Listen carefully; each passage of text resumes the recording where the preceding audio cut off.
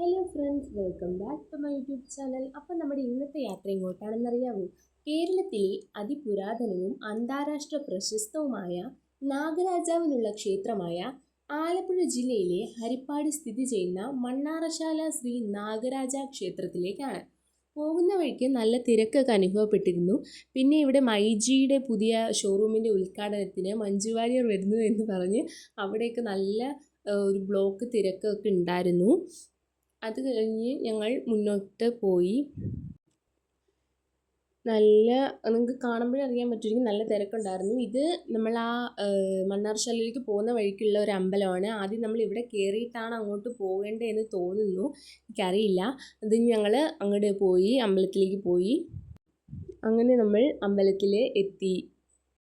9 acre പ്രദേശത്തായി നിറഞ്ഞു നിൽക്കുന്ന കാവുകൾക്കുള്ളിൽ കിഴക്കോട്ട് ദർശനമായാണ് ഈ ക്ഷേത്രം സ്ഥിതി ചെയ്യുന്നത്.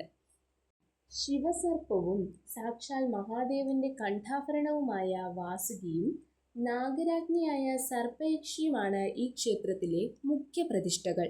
ഇവിടെ ഒരു ആമക്കുളം ഉണ്ടായിരുന്നു. അവിടെ മുഴുവൻ ആമകളാണ് നിറഞ്ഞ് നമുക്ക് കാണാൻ പറ്റും. നല്ല രീതിക്ക് അവിടെ ആമകൾ ഉണ്ടായിരുന്നു. അത് ഞങ്ങൾ അവിടുന്ന് അപ്പവും അരവണയും വാങ്ങിച്ചു. ഇവിടെ എല്ലാവർക്കും എല്ലാ ദിവസവും അന്നദാനം കൊടുക്കുന്നുണ്ട്. ഞങ്ങളങ്ങനെ അവിടെ കയറി അന്നദാനവും കഴിച്ചു.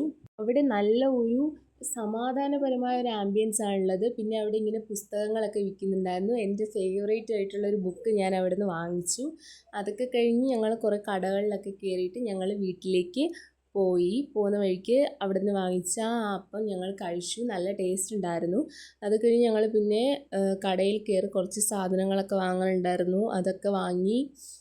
അതൊക്കെ വാങ്ങിയിട്ട് ഞങ്ങൾ അവിടുന്ന് കടയിൽ നിന്ന് ഇറങ്ങി. പിന്നെ വരുന്ന വഴിക്ക് അവിടെ പൈനാപ്പിൾ വിൽക്കുന്നുണ്ടായിരുന്നു. പിന്നെ അതും വാങ്ങി.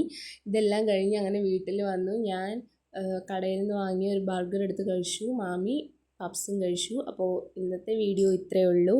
എല്ലാവർക്കും ഇന്നത്തെ വീഡിയോ ഇഷ്ടപ്പെട്ടെന്ന് വിചാരിക്കുന്നു. അപ്പോൾ അടുത്തൊരു പുതിയ വീഡിയോ ഇട്ട് വീണ്ടും കാണുന്നത് വരെ എല്ലാവരും ചാനൽ സബ്സ്ക്രൈബ് ചെയ്യുക. Bye bye.